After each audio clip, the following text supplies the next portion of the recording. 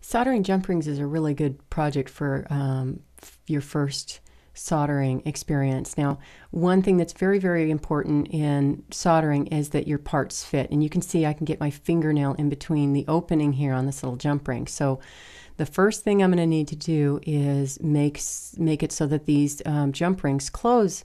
They look about like this when they come out of the package. And what we need to do is close them further to create tension, and then use that tension to hold those ends together so that they fit very well and can be soldered together, because solder does not fill gaps. So we need a nice tight fit. And what I'm going to do here is I've got 2 pairs of pliers. I'm going to close this a little further. Then I'm going to bring it back and get those 2 ends to touch. And that's enough right there to create enough tension to have a nice tight fit on the ends. I'm going to repeat this for all my pieces. And once I've got these ready, then I'm going to fire coat them. I'm going to dip them in my fire coat, flame them off, and now I've got them ready on my charcoal soldering block. Now I'm applying paste solder.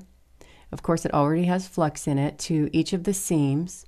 And you see that I've got one of these pieces set up in my cross-lock tweezers, and I've got a groove in my charcoal block, and some of the pieces are just sitting on the block.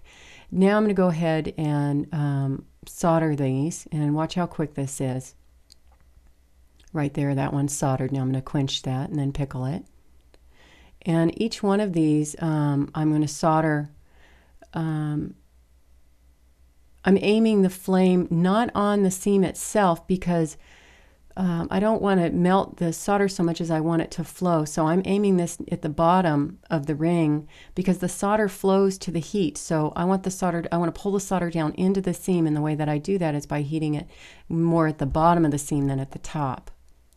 Okay, now that I've got all these pieces soldered and quenched, I need to pickle them. And I can find these a lot easier by stringing them on a wire and just fish them out of the pickle instead of one by one in one unit.